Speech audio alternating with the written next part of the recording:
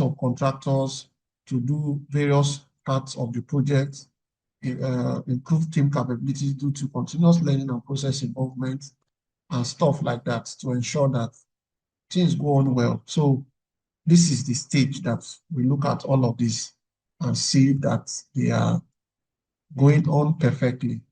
So because of what the work that is expected, the following are relevant to the project performance domain. Number one, bid documents.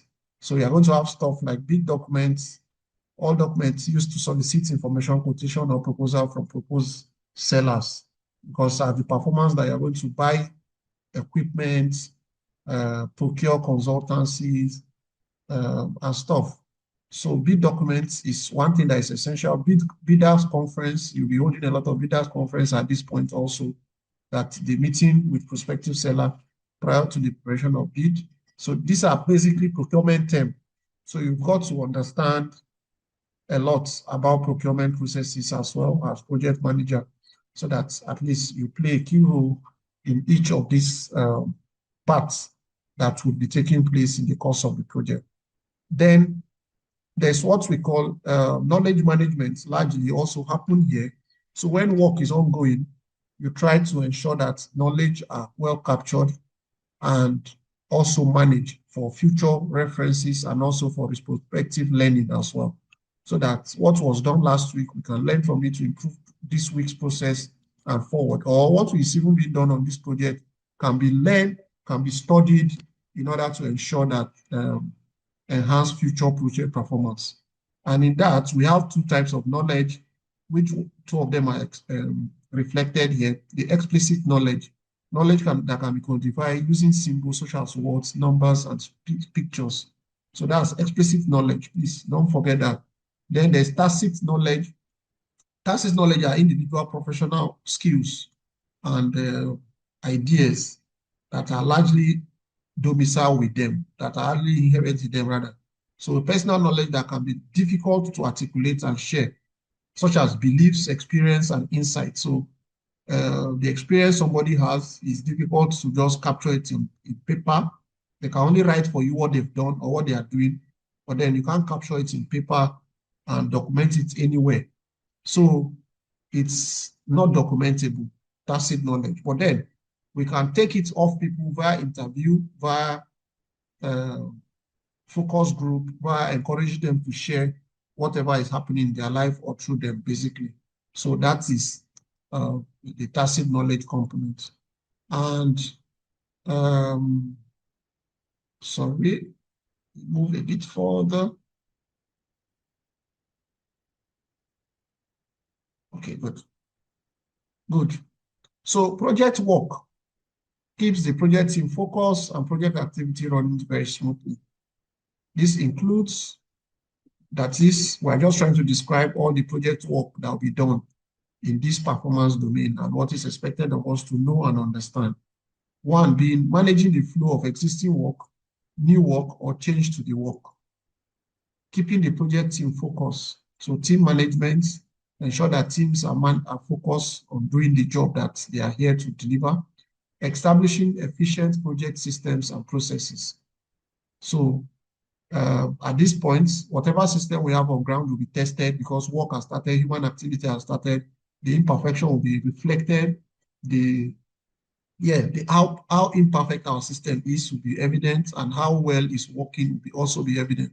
So you also monitor to ensure efficient project systems and processes. Then ensure adequate and enough communication with stakeholders. So at this point is the point that one will also be ensure effective, like project updates.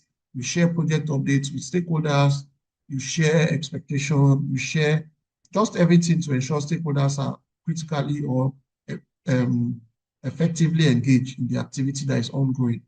Then you also manage materials, equipment, supplies, and logistics at this point, which it's what I'm sure you are used to, working with contracting professionals and vendors to plan and manage procurements and contracts. Okay, so at this point, people work with contracting professionals and vendors to plan and manage procurements and contracts. Is that okay?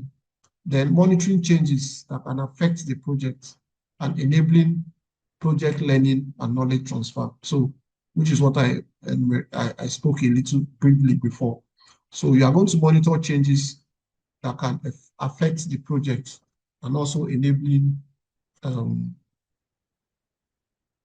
project learning and knowledge transfer. So those are largely the activities that will take place there.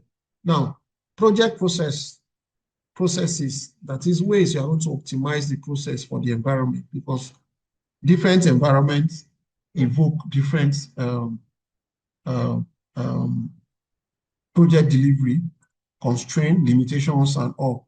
But as you engage with the different, as you engage in your own specific environment, you come to, you just need to find a way to ensure that your processes are optimized, your challenges, because your challenges are unique, or the challenge the person is going through is unique. So um, these are some of the ways we ensure that the optimization of projects and processes in the environment wherein we operate.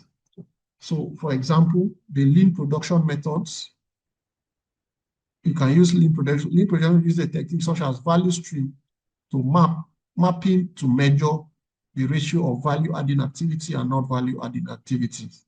So the matrix calculated forms a basis and measurement system for identifying and removing waste from production systems. So lean production method basically is the technique that we use to ensure that we eliminate all non-value adding activity in the process, because today, if you look at workforce generally, wherever in whatever organization around the world, you realize that there are a lot of non-value adding activities that take place. And using this method, you are able to eliminate those such and only ensure that only value adding activities and efficient activities are active and they are ongoing.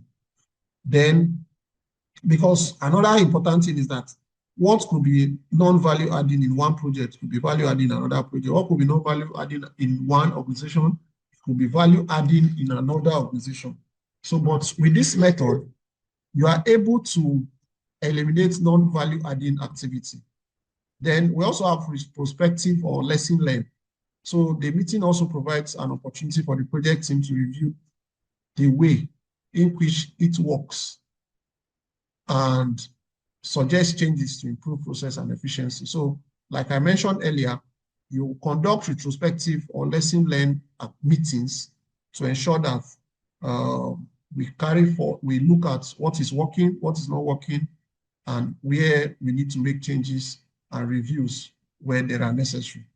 So it's very essential, especially for knowledge management and also for system improvement, quality improvement as well. So where is the next best funding to be spent? So you ask questions can help project teams determine if they should continue with current tasks or move into the next step. So by going through this process, you are able to optimize your project activity and in the environment in which you operate, basically. Now, these are some of the factors in project work performance domain. Essentially,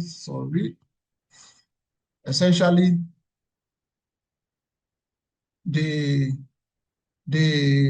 project manager is going to balance competing constraints. The constraints such as time, resources, time, deadlines, and all of that, resources, team members, and all. So it is up to the project manager to ensure that you balance every constraint within your project at this point of delivering or working on the project as expected. Then maintaining project team focus. This one, just like we have in team performance domain, this is where you are going to apply all team management strategy to keep the team focused in what you've called them to do and to ensure that they deliver on the expected goal and they focus on the work that needs to be done or the work that should be done.